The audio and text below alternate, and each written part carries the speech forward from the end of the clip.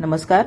आजच्या व्हिडिओमध्ये आपण भाऊबीज सणाचे महत्त्व काय आहे, तसेच भाऊबीज किती तारखेला आहे, त्याचा शुभ मुहूर्त काय आहे, ओवाळणीच्या ताटामध्ये कोणकोणत्या वस्तू असाव्यात, तसंच भाऊबीज साजरी करण्यामागचं एक कहाणी आहे ती सुद्धा आपण पाहणार आहोत. तर नक्की व्हिडिओ शेवटपर्यंत पहा. भाऊबीज म्हणजे दिवाळीमधील एक महत्त्वाचा दिवस. कार्तिक शुद्ध द्वितीयेस भाऊबीज साजरी केली जाते. तसेही दिवाळी सण आला म्हणजे आपल्या बहिणीला किंवा सासरी गेलेल्या मुलीला आपल्या घरी दिवाळीला आणण्याची प्रथा असते. म्हणून बहीण भाऊ यांचा सण म्हणजेच भाऊबीज. भाऊबीजेचा शुभ मुहूर्त काय आहे ते पाहूयात. भाऊबीजेची तिथी शनिवार 2 नोव्हेंबर रोजी रात्री 8:21 सुरू होणार आहे आणि ती रविवार 3 नोव्हेंबर रोजी रात्री 10:06 समाप्त होणार आहे. उदय तिथीनुसार भाऊबीज रविवार 3 नोव्हेंबर रोजी साजरी केली जाईल. तसेच या दिवशी सकाळी 11:39 सौभाग्य योग राहील. त्यानंतर शोभन योग लागेल. त्यामुळे भाऊबीजेसाठी 11:46 सर्वोत्तम मुहूर्त असणार आहे. पुढील 5 गोष्टी न विसरता ओवाळणीच्या ताटामध्ये ठेवायच्या आहेत. अक्षता म्हणजे तांदूळ आरतीच्या ताटामध्ये नक्की ठेवावेत. शक्यतो तांदूळ तुटलेले किंवा बारीक कणीचे नसावेत. त्याचसोबत हळद कुंकू खूप महत्त्वाची गोष्ट आहे. तसेच दिवा, गोडाचा पदार्थ आणि नारळ नक्की ठेवावा. नारळ ताटात ठेवण्यामागचे कारण म्हणजे यमुनेने तिच्या भावाला एक नारळ दिला होता. तेव्हा ती भावाला म्हणाली, मला भेटायला येताना नारळ घेऊन येशील, हा नारळ तुला माझी सतत आठवण करून देईल.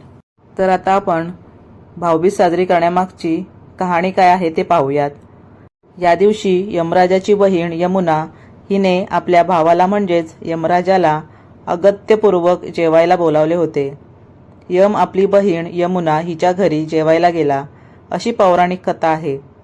या दिवशी यमराजाने आपली बहीण यमुनेच्या घरी जाऊन तिला वस्त्रालंकार इत्यादी वस्तू देऊन तिच्या घरी भोजन केले.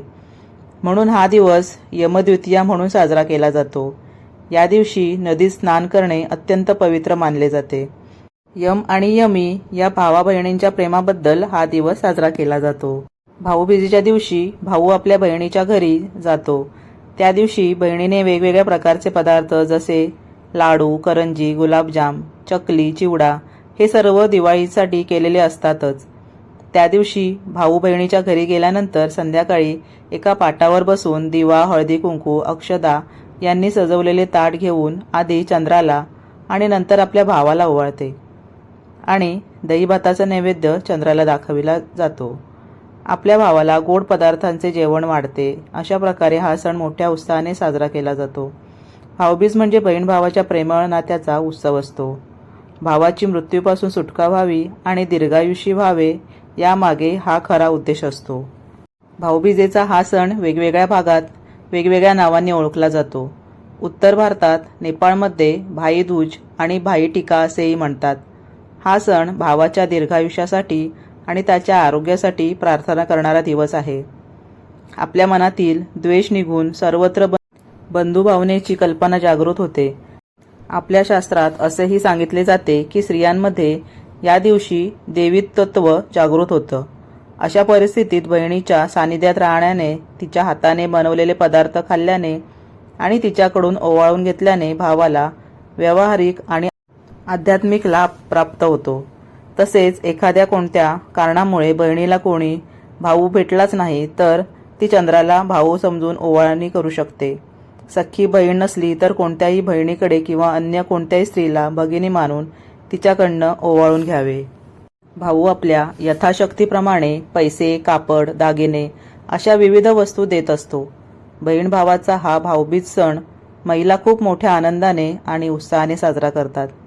अपमृत्यू येऊ नये म्हणून धनत्रयोदशी, नरक चतुर्थी आणि मृत्यूची देवता यम यांचे पूजन करून त्याच्या 14 दिव्यांनी तर्पण करण्याचे सांगितले आहे.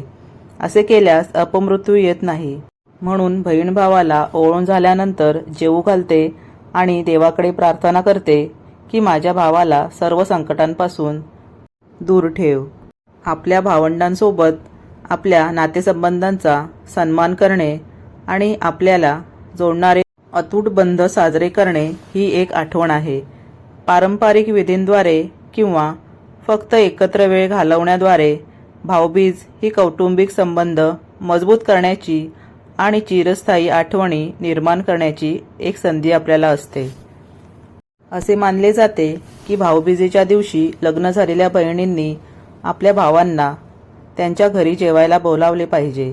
या दिवशी आपल्या भावांना जेवायला बोलवणाऱ्या बहिणींच्या घरात कधीही गरिबी येत नाही, तसेच देवी लक्ष्मीची कृपा त्यांच्या घरावर कायम राहते.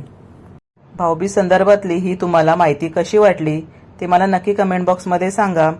व्हिडिओला लाईक आणि शेअर नक्की करा आणि चॅनलवरती नवीन असाल तर चॅनलला सबस्क्राईब करायला विसरू नका.